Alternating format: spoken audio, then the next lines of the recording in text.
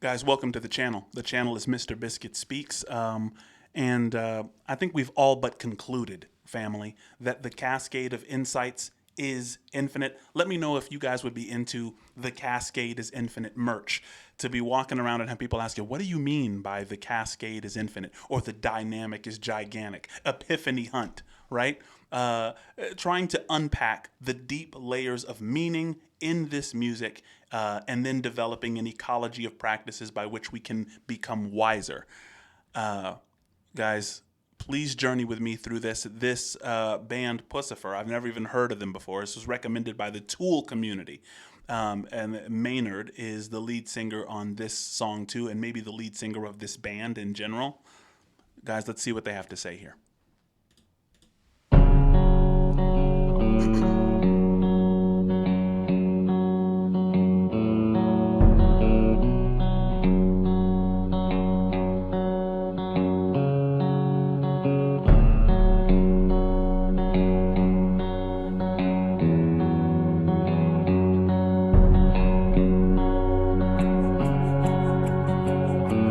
Nature, nurture, heaven and home. Some of all and by them driven to conquer every mountain shown, but I've never crossed the river.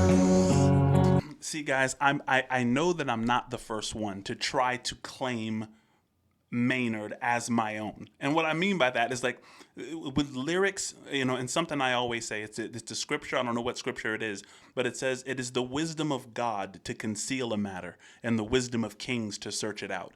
And so what I mean by I want to claim Maynard is that I want to think that he and I believe the same thing. And I'm sure that I'm not the first one who is a novice at interacting with Tool and Puscifer and his lyrics and thinking that, like, oh, he's definitely, this resonates on so many levels, right?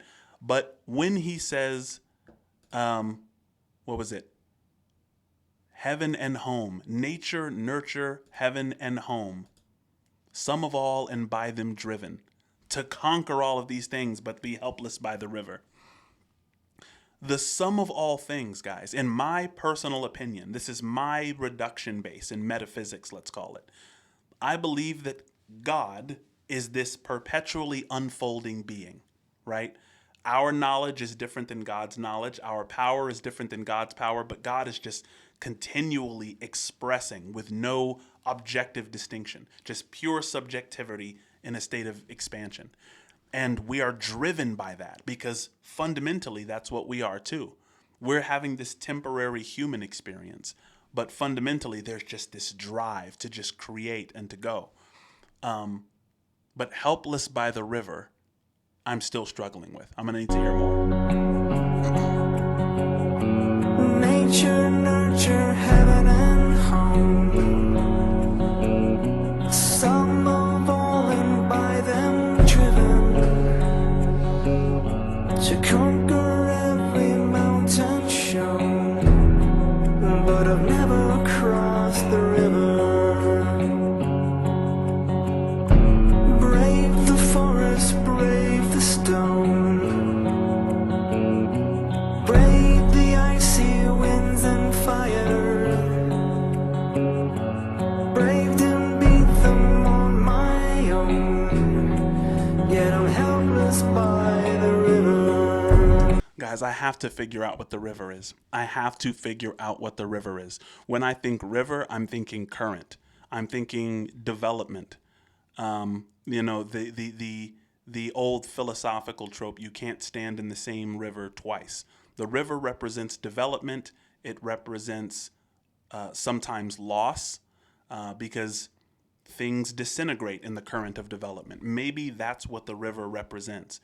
The things that you accomplish, right, which is, brave the mountain, brave the stone. You've done all these things on your own.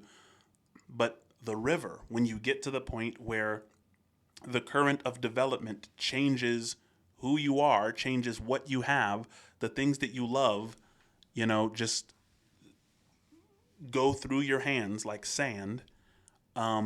maybe the inability or unwillingness to grok that reality is what it means to be helpless by the river. I don't know, and I want to interact with more. Guys, don't mind me. I'm gonna rewind it a bit. Every mountain shown, but I've never crossed the river. Brave the forest, brave the stone, brave the icy winds and fire, braved and beat them on my own, yet I'm helpless by the river. See, and here's the crazy thing, guys. Like, something I always say on this channel as well is that relation precedes relata. This is a quote, I think, coined by Carlo Rovelli of loop quantum gravity theory, right? And he's a theoretical physicist. But he says when you look at any object, if you look deeply enough, you'll see a pattern. You'll see a series of relationships, right?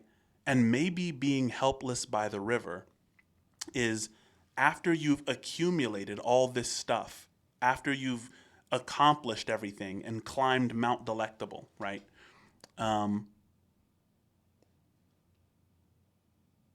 Maybe it's very difficult at that point to go back to the now. You become very future focused. And we talked, I think, in the last Tool song about exchanging what is now for what it is later. When you're braving the mountain, braving the stone and the forests and doing all these things and accomplishing all these things, guys, that requires taking into account a lot of things other than today, especially to maintain it, to guard it, to keep polishing it so it doesn't disintegrate. You're helpless by the river, right? Not only the current of development, but today, what's there right now. So I'm trying to piece this puzzle piece together, and I'm really trying.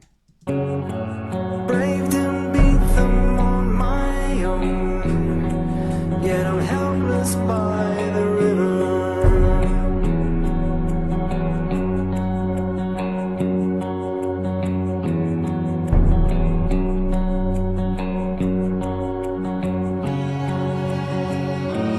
Angel, angel, what have I done? I face the quakes, the wind, the fire.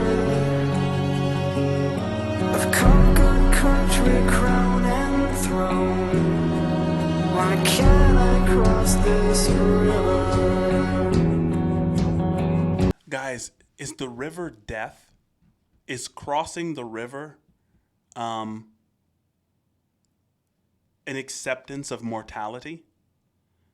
Because one thing that I say is that whatever you want to call Satan, sin, hell, that entire realm has a lot to do with identifying with transient things.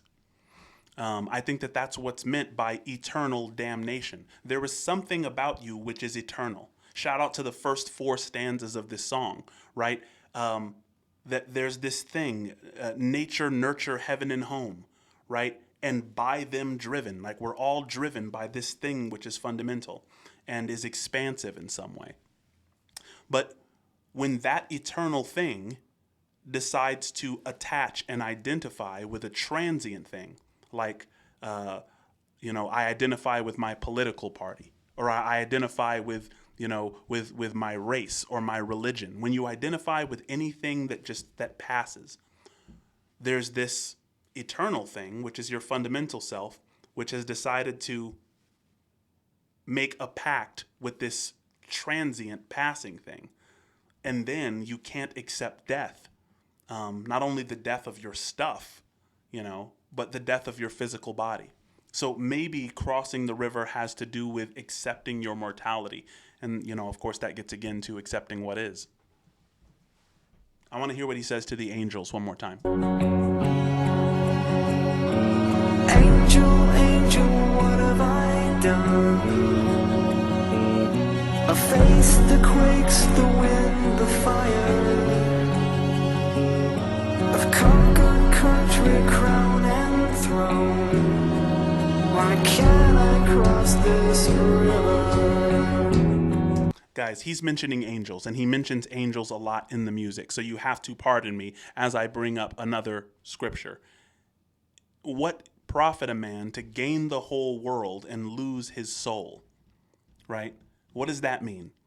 You can gain, you can cross, you can brave the mountain, brave the stone, do all of this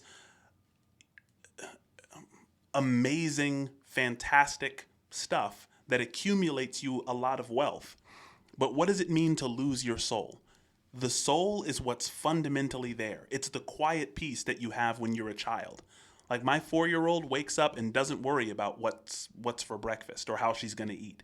She doesn't worry about what clothes she's going to wear. She doesn't worry about any of that stuff. She has complete faith and she feels safe and secure.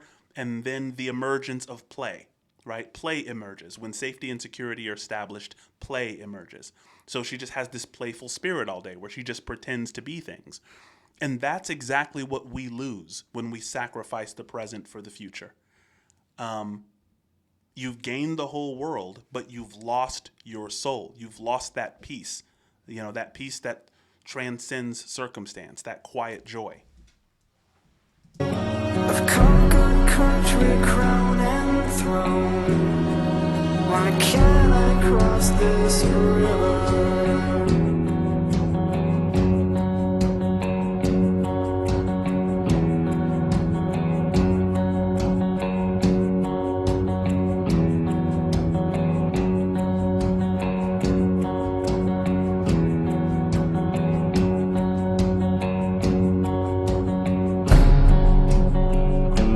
Angel, angel, what have I done?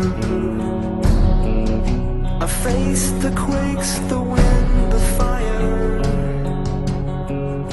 I've conquered country, crown and throne. Why can't I cross this river? Guys, he's beckoning to the angels. What is an angel? All spirits, in my opinion, whether someone's talking about a demon in their music or whether someone's talking to an angel, whether they're talking to a god or or the ghost of some historical figure, guys, they're talking about a way of being. We are human beings, but if you get to know me, you'll get to know my way of being. You'll start to know my pattern. You'll say, oh, Lamont, he's really into, Animal Farm. And, by the way, get into the Animal Farm study group. We're reading it again this week. He's really into reading. He's really into dystopian literature. He's into war history. You'll start to know my pattern, my way of being. And so when he says, angel, angel, what have I done? He's looking at this way of being. Maybe he sees this angel in the spirit of a child. Maybe he sees this angel in someone who is just exhibiting a quiet joy, even though they're poor, even though they haven't accomplished as much as he has. But he's like, why am I, these angels, this spirit that I so desperately want, this happiness that I so desperately want access to. I've done way more stuff. Why can't I get there? Why can't I have this thing? So I love that he's crying out to the angels there, guys. It's not trivial, I don't think. I've conquered country, crown and throne. Why can't I cross this river? Pay no mind to the battles you've won. It'll take a lot more than rage and muscle. Open your heart and hands, my son, or you'll never make it over the river. It'll take a lot more than words and guns, a whole lot more than riches and muscle. Guys, it is by no mistake. It is by no mistake that there is now multitude of singers. There's now more singers than one. And now that he's not alone, I guarantee there's change. Because in Plato's tripart self, whenever the rational self is tyrannical over the biological or cultural self, or whenever and most often the biological self is a tyrant over the cultural or rational self. The rational self has to team up with the cultural self. The cultural self is the part of you that's more interested in pride than shame. It wants to avoid shame and it wants to engender pride, right? And guys, we are connection seekers. Like, as a defining characteristic, we want to be around other people. We want to be around groups. We want to be accepted by the group. And when your rational self, the part of you that knows that it's insane just to accumulate for eternity, when that part of you teams up with a group, that is what's necessary to tame the monster, which is the biological self. The biological self, of course, is that side of you that only wants pleasure and wants to avoid pain at all costs. It's a very powerful part of us. It'll take a lot more than words and guns. A whole lot more than riches and muscle. The hands of the many must join as one, and together we'll cross the river. It'll take a lot more than words and guns. A whole lot more than riches and muscle. The hands of the many must join as one, and together we'll cross the river. Guys, the hands of the many must join as one. And something which I will always believe is that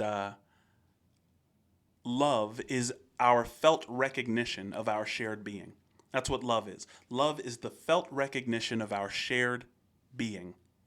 The hands of the many joining as one just reminds us of that fundamental oneness. Remember, this song started with oneness, right?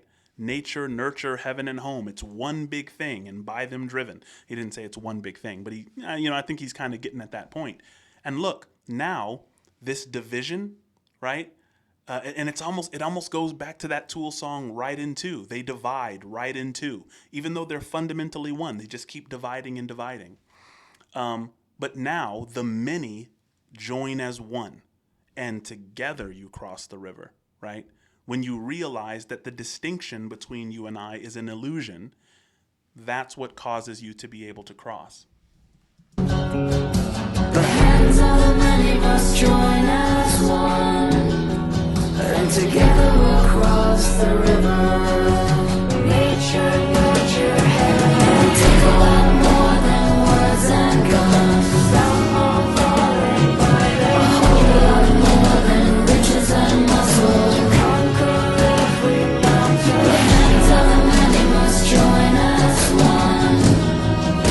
Together we'll cross the river. Brave the forest, it'll take a lot more than words and guns. Brave the icy winds, a whole lot more than riches and muscle. Brave and be them on one. The hands of the many must join as one, and together we'll cross the river.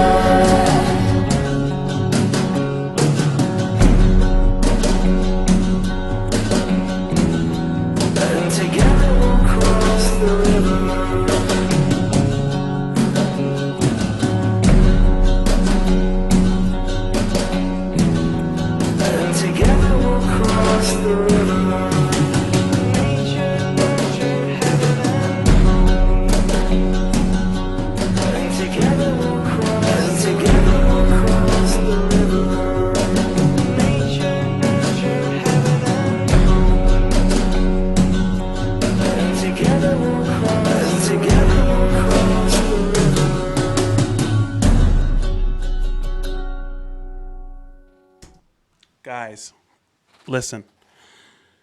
I feel like when you're listening to Maynard, right? I know this isn't Tool, but it's almost like it could almost play together like one big song. Because during this song, I was thinking about the message behind Right in Two. And those songs go so well together. It's like the they're telling one big message throughout all of these different songs. And I think at the end of the day, the river represents a lot, but it does represent a kind of death. Maybe not physical death, maybe not only that. I think that answer would just be kind of incomplete. But it is dying to something in ourselves. Like there's a piece of us, especially men sometimes, there's a part of us that just wants to drive, that just wants to get it done and get as much done and accumulate and amass as much to ourselves as possible.